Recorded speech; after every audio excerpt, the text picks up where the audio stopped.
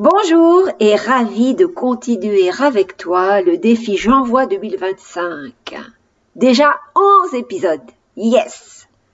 Aujourd'hui, la contrainte du défi est partage ton approche pour un grand projet et comment tu gères les doutes.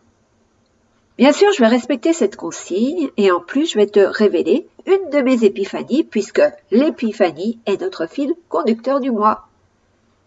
Je suis certaine que tu as foiré plein de projets à cause de tes doutes. Alors reste jusqu'à la fin de l'épisode pour savoir comment je dégage les miens. Bienvenue dans le podcast Déprogrammons-nous, ça urge avec Elisabeth Tarringui, mentor, coach en transformation consciente depuis plus de 20 ans. Tu cherches à reprendre les rênes de ta vie après une épreuve douloureuse. Tu as décidé qu'il était temps pour toi de prendre ta place, de t'affirmer et d'enfin créer la réalité que tu mérites. Eh bien, tu es au bon endroit. Mon nom est Elisabeth Tarringui et je crée la vie de mes rêves en conscience depuis plus de 30 ans. En plus de 20 ans, j'ai aidé des milliers de femmes à booster leur sécurité intérieure, à redevenir confiantes, visibles, inarrêtables.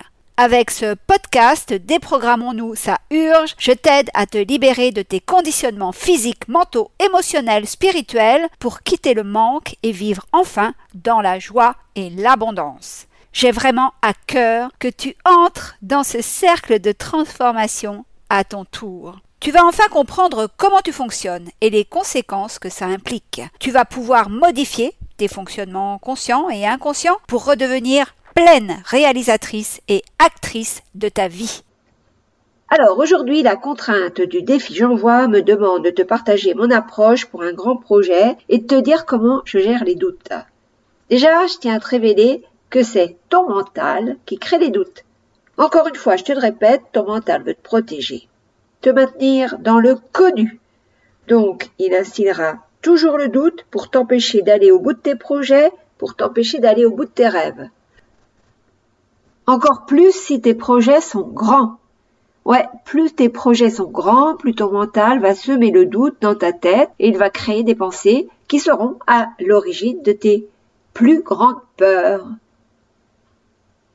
Si tu te laisses prendre à son jeu, tu resteras dans la prison de ton mental, tu ne seras jamais capable de créer la vie de tes rêves.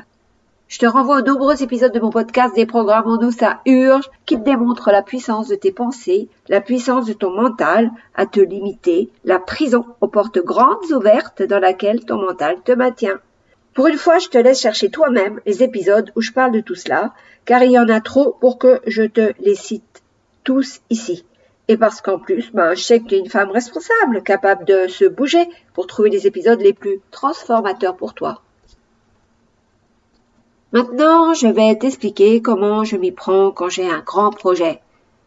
Premièrement, je le définis et je l'écris sur mon cahier avec un stylo.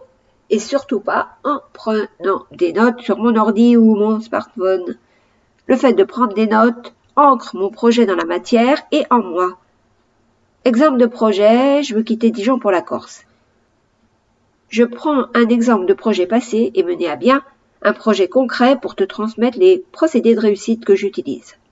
Deuxièmement, si le projet est grand, je le découpe en morceaux.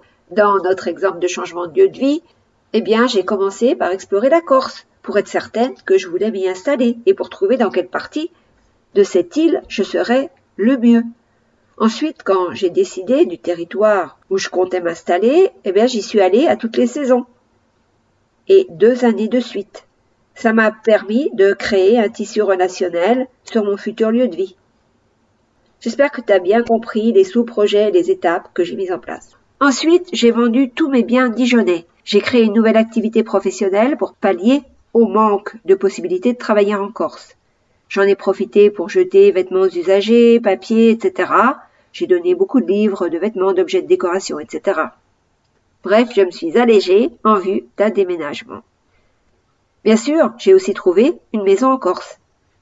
Troisièmement, j'ai décidé du jour où je déménageais et j'ai respecté cet agenda.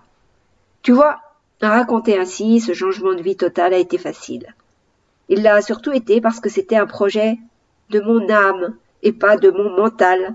Alors tout s'est passé comme prévu et très vite. Je n'ai jamais douté. Dans cet exemple, mon âme était aux commandes.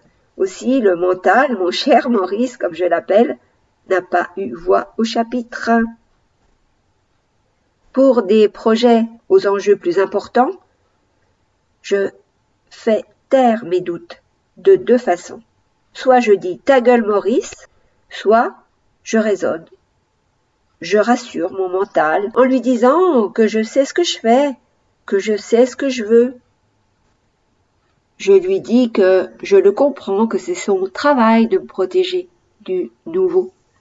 Je lui rappelle aussi que si les doutes s'immiscent en moi, j'envoie alors un message parasité au champ de tous les possibles. Et ce champ de tous les possibles ne sait plus à ce moment-là ce que je veux et ce que je ne veux pas. Et ça, c'est le meilleur moyen pour que mon projet n'aboutisse jamais. Voilà, si tu veux savoir pourquoi et comment j'ai décidé de déménager en Corse, file écouter l'épisode 32 de mon podcast Déprogrammons-nous, ça urge. L'épiphanie du jour est en lien avec la contrainte du défi J'envoie 2025 pour aujourd'hui. Quand tu doutes, c'est comme si ton mental soufflait le chaud et le froid, comme si tu appuyais en même temps sur le frein et sur l'accélérateur de ta voiture. Tu comprends ainsi qu'en cas de doute, ton projet n'avance pas. Tu restes bloqué, coincé. Si le doute persiste, ton projet meurt. Là encore, j'ai déjà tout expliqué au sujet du doute dans d'autres épisodes, alors va les écouter s'il te plaît. Et surtout, mets-les à profit. Allez, on se dit à demain. D'ici là, rappelle-toi, tout est possible tout le temps dans la joie et l'abondance.